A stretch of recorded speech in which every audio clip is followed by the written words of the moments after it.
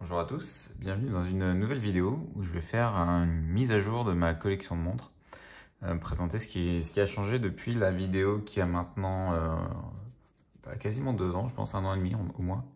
Alors il n'y a pas eu énormément de mouvements, mais voilà, discuter un peu des nouveautés et puis de ce qui arrive. Alors avant de commencer, juste un petit coup d'œil au poignet. Je porte aujourd'hui cette Casio que je vais en fait vous faire gagner puisque je la porte plus. Je l'ai mise assez peu depuis que je l'ai achetée. Donc rendez-vous à la fin de la vidéo pour savoir comment la gagner. Et sans plus attendre, donc voici ma collection. Donc là, on est en mai 2022, donc ça a un petit peu changé, mais pas non plus énormément. De toute façon, chaque mouvement est très réfléchi et puis voilà, coûte un peu d'argent. Donc forcément, il y a du délai entre chaque changement. Grosso modo, les deux grosses nouveautés depuis la dernière vidéo, ce sont ces deux montres qui remplacent, alors là, la Rolex Oyster Perpetual remplace une Baltic Aquascape ou Scaf et cette Casio G-Shock qui est la toute dernière remplace une alors j'avais celle-ci et avant celle-ci j'avais une autre Casio que je garde encore mais que je le mets uniquement pour le sport, donc elle est dans mon sac de sport. Elle me sert juste à faire des chronomètres durant mes sessions. Donc voilà, je vais passer un peu rapidement sur les montres. Voilà, certaines sont déjà bien connues. On va zoomer un petit peu. Allez, on va faire dans l'ordre. Donc on a l'Omega Speedmaster que je viens tout juste de repasser sur un bracelet acier pour la vidéo, parce que en fait elle était sur un bracelet cuir depuis environ 2 ans. Je la mets plus trop et donc je me suis dit peut-être en remettant le bracelet acier, je la mettrai à nouveau. Surtout que vous verrez mon Oyster Perpetual, j'ai changé le bracelet pour un bracelet rubber qu'on verra juste après. Donc voilà, je l'adore toujours autant. Je la mets plus trop, principalement je pense ou à cause de la Rolex, mais je l'aime toujours autant et donc voilà, même si une montre aussi chère, c'est un peu dommage de pas la porter très souvent. Disons que sa valeur a quand même pas mal monté dernièrement, ce qui fait que si je m'en sépare maintenant, ce sera très compliqué d'en retrouver une à l'avenir. En tout cas, je pense pas être prêt à mettre autant que ce qu'elle vaut aujourd'hui. Donc je la garde encore pour l'instant et je pense que je la reporterai à nouveau de temps en temps dans les mois à venir. Ensuite, l'Hermès Arceau. Je crois que j'ai pas fait de vidéo dédiée dessus. Et voilà, c'était ma première, on va dire, belle montre, en tout cas montre mécanique, qui a la petite particularité d'avoir un fond blanc très blanc. D'ailleurs, on voit la différence par rapport à la Nomos. Et des aiguilles bleues, pardon, qu'on ne voit pas trop, je crois, sur la vidéo à cause de l'éclairage. Voilà, un bleuté assez sympa. Voilà, on voit un peu dans les reflets. Alors, je la porte plus du tout. Voilà, c'était une des montres que j'ai le plus portée au début. Je la porte plus du tout. Donc voilà, on va se poser la question de la suite dans la collection. Ensuite, cette Oris Diver 65, la version en 40 mm, si je ne dis pas de bêtises. Donc voilà, la rangée du haut, c'est un peu les grosses montres, entre guillemets. En tout cas, les plus grosses que moi, je peux mettre, je peux porter au poignet. Celle-ci va rester. C'est un peu ma montre de vacances, d'été, un peu quand je veux une belle montre, mais je veux pas non plus me prendre la tête ou alors avoir peur de la porter. Et donc, c'est un bon compromis puisque ça reste voilà, une très belle montre. C'est une marque suisse, une marque, en plus une maison que j'aime beaucoup. Le fond bleu est très sympa, réfléchit bien la lumière au soleil. Donc voilà, celle-ci, je vais la garder. Et puis c'est probablement une des celles, bon, on le voit sur le bracelet et sur la boucle notamment que je porte le plus, notamment en été. Ensuite, donc cette petite Nomos Club que je porte pas beaucoup non plus. Je pense que j'ai un peu évolué dans le style de montre et vous pouvez voir quasiment mes deux plus anciennes. C'est mes deux plus anciennes avaient un style plus classique, un fond clair, étaient un peu plus habillées entre guillemets. Et je m'habille moins comme ça maintenant.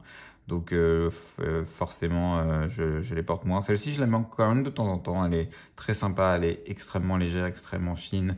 On l'oublie presque au poignet, donc je l'aime toujours autant. Et puis c'était la montre de mes 30 ans, donc de toute façon, elle bougera pas dans la collection. Peut-être que ce que j'essaierai de changer, c'est de lui trouver peut-être un nouveau bracelet pour voilà, lui donner un petit coup de jeune, en tout cas dans ma collection. Ensuite, on a voilà, l'Oyster Perpetual de Rolex, qui est celle que je porte tout le temps en fait. C'est vraiment la montre qui a le plus de, on va dire, de temps de poignet chez moi, de très loin. Elle a l'avantage d'aller avec tout, on se prend pas la tête entre guillemets en termes de style ou autre. Ça se marie vraiment avec n'importe quelle tenue. Voilà, j'évite juste de le mettre si je sais que je vais faire des choses soit un peu sportives, soit un peu voilà, risqué où j'ai pas forcément envie de prendre le risque d'avoir ma Rolex endommagée, mais du reste, la majorité du temps, c'est celle que je porte et je l'adore toujours autant. Et donc la petite particularité, c'est que vous pouvez voir d'ailleurs avec la boucle derrière, j'ai changé le bracelet pour mettre un bracelet rubber. Le problème, en tout cas le problème, ce que je pouvais reprocher au bracelet Rolex Oyster Steel, je crois, si c'est bien son nom, c'est qu'il est très lourd. Et donc vu que je fais beaucoup de télétravail, en fait, bah, en journée, je portais même pas de montre parce que c'était pas assez confortable. C'était un peu trop lourd et quand on est entre guillemets inactif et à taper sur un clavier, c'est pas du tout agréable. Et en fait, le fait de passer à un rubber, ça change tout. Donc ça, c'est le premier argument. Et le deuxième argument, c'est pour l'été, je trouve ça plus sympa. Je trouve ça plus décontracté. Il met bien en valeur la montre. J'ai eu beaucoup de mal à trouver un bracelet rubber qui était vraiment adapté pour cette taille, cette entrecorne et puis cette forme de boîtier. Et je l'ai trouvé chez ABP. On le voit peut-être ici. Voilà. ABP Concept, donc atelier du bracelet parisien, qui est une boutique à côté de la place Vendôme, plage du marché Saint-Honoré, avec beaucoup de choix. Et voilà, c'est une des rares marques alors ils font leur propre bracelet, mais c'est une des rares marques à l'avoir en entrecorne qui correspond au modèle 36 mm de Rolex. Donc je pense que ça va également au Datejust 36 mm. Et donc voilà, j'en suis fan. Peut-être la passer au poignet vu que je ne l'ai pas montré en vidéo. Hop, on va enlever la Casio et passer rapidement l'Oyster Perpetual. Et voilà, comme vous pouvez voir, ça match vraiment bien le bracelet. L'avantage, c'est qu'en plus, on peut monter la boucle dessus. Donc voilà, ça reste vraiment très beau. C'est un peu un style. Je crois que Rolex fait des bracelets rubber sur certaines de ses montres. Et c'est un peu ce style-là. Alors c'est certainement un peu mieux inséré au niveau de la boucle, mais du reste, l'esprit, on va dire, est bien là et j'adore. Et puis voilà, la petite texture en plus va assez bien parce que quelque chose d'assez plat aurait probablement pas matché, on va dire, le standard ou standing pardon, de la montre. Là, voilà, ce petit détail qui montre que le bracelet a été bien pensé, elle lui va bien et fait en sorte que la montre, bah voilà, elle a un aspect un peu plus sportif. Elle est probablement plus mise en valeur que le bracelet style. On la voit plus en fait, la montre. Et elle est extrêmement légère du coup. Je sais pas combien on a gagné en grammes, mais ça se ressent vraiment. Et donc, je conseille vraiment ce bracelet à ceux qui en cherchent. Il existe différents coloris. J'ai pris le noir parce que ça va avec ce fond-là très facilement. Mais il y avait d'autres couleurs assez sympas, des bleus assez foncés, des kakis que j'aimais bien aussi, peut-être pour une prochaine fois. En termes de prix, je ne vais pas dire de bêtises, mais on est aux alentours de 150 € peut-être. Et j'avais une petite promo quand j'y étais, donc j'ai payé un peu moins cher. Mais je crois que la promo est finie. Et donc on doit être aux alentours de 150 € le bracelet, ce qui est dans les prix, voire un peu moins cher que d'autres concurrents qui font des bracelets spécifiques Rolex. Et enfin, donc la dernière, donc je viens de faire une vidéo dessus, donc vous en avez déjà eu on va dire un petit aperçu. Je ne l'avais pas encore porté beaucoup, j'avais fait quelques critiques dessus, et plus je la porte, plus je l'adore. En fait, depuis que je l'ai, d'ailleurs, je mets quasiment plus la Rolex, hein, comme quoi c'est cyclique. Bon, je ne l'ai pas depuis très longtemps, donc c'est normal. Elle a un énorme avantage, c'est qu'on l'oublie vraiment au poignet. Moi, entre la Speedmaster, la Loris ou la Rolex avec le bracelet en acier, j'ai toujours trouvé les montres très lourdes. Je rentrais chez moi, je l'enlevais tout de suite parce que c'est pas confortable quand on est à la maison, je trouve. Et alors celle-ci, c'est pas du tout le cas. On la met au poignet et on l'oublie tout de suite. En fait, c'est vraiment un plaisir. Et pour autant, ça doit être une Casio, une G-Shock, ça fait pas montre cheap, je trouve. Et ben, elle est pas cheap, hein, d'ailleurs. Pour une G-Shock, elle est plutôt alors c'est pas hors de prix, mais elle est voilà, aux alentours de 200 €, peut-être un petit peu moins sur Amazon. Je vous remettrai le lien dans la description. Donc voilà, plus cher que la version, on va dire, entièrement alors je sais plus la matière, mais voilà, une sorte de plastique. Là, c'est de l'acier et ça change tout, je pense, en termes de ressenti de montre. Donc voilà, je l'adore. Je trouve qu'elle se marie assez bien avec tout. Alors c'est peut-être aussi mon style aujourd'hui qui fait que ça marche bien, et certainement qu'avec une belle chemise et un beau pantalon et des chaussures bien cirées, ça ferait un peu bizarre. Mais voilà, avec en tout cas des baskets, une petite chemise décontractée et un jean, ça passe extrêmement bien. Le bracelet, je trouvais la couleur un peu bof au début, et puis la forme un peu simple. Et en fait, au porté, j'aime beaucoup. Je trouve que ce gris-là va avec énormément de vêtements. Et donc est très facile à porter. Et l'autre petit doute que j'avais, c'était sur la lisibilité. Et alors effectivement, en vidéo, on peut se dire ouais, c'est pas simple de lire. En réalité, ça va. En réalité, les aiguilles sont plus claires que le fond, ça ressort. C'est mieux, je pense, que sur d'autres modèles, notamment les modèles tout noirs de chez Casio, ceux qui sont un peu plus gros. Je pense que c'est plus difficile de lire que sur celui-ci, parce que justement, il y a cette différence de couleur. Le fond est aussi un peu moins chargé. Voilà, il y a pas la fonction jour de la semaine, donc ça fait un élément en moins. Il n'y a pas d'inscription sur le tour de la montre. Donc au regard, en un coup d'œil, il y a quand même moins d'infos à capter que sur les autres modèles G-Shock, et donc ça marche assez bien. J'ai eu aucun souci pour lire l'heure, et en un coup d'œil, ça c'est c'est assez évident que la montre est facile à lire. Par contre, le reproche que j'ai fait sur la complexité des setups, alors ça, je le garde, c'est inutilisable. Enfin, c'est presque dommage en fait de mettre autant de fonctions dans une montre, alors qu'en réalité, enfin, si on n'a pas le manuel sous les yeux, on peut pas s'en servir. Donc, c'est ce qui me va très bien, parce que je l'ai mis à l'heure une fois, et je la changerai voilà, tous les 6 mois pour la remettre à l'heure, et je compte pas utiliser d'autres fonctions.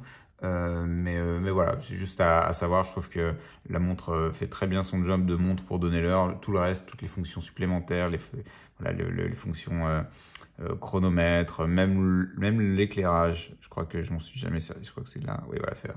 Je m'en suis pas servi, bon, parce que j'ai pas forcément besoin de l'heure la nuit, a priori. Mais voilà, le réglage, voilà, je sais qu'il y a les horaires, par exemple, dans toutes les villes du monde, etc. Ça, c'est un mystère pour aller retrouver cette fonction. Changer l'heure aussi, c'est pas simple. Entre heure d'été et heure d'hiver, c'était pas simple. Mais une fois que vous avez fait ce réglage, vous avez pu y toucher en réalité. Enfin, en tout cas, l'usage que je fais de la montre ne nécessite pas d'aller trop dans les réglages, et donc c'est parfait. Enfin, j'adore la porter. Elle est vraiment extrêmement légère, extrêmement agréable. C'est vraiment un grand oui, cette montre. Et puis elle comble un peu un vide, parce que j'avais essayé d'autres montres un peu détentes comme ça, des montres, on va dire, pas prises de tête, qui coûtent pas extrêmement cher. Alors celle-ci coûte un peu plus cher du coup que mes autres Casio, mais elle remplit bien cette case que je voulais dans ma collection, qui était jusque-là portée par celle-ci, mais que je ne porte plus, et donc que je vais vous faire gagner. Voilà, je me suis dit, bon, vu que je la porte pas beaucoup, autant qu'elle aille au poignet de quelqu'un qui la portera. Elle est très sympa, je l'ai très peu portée, peut-être une dizaine de fois au total.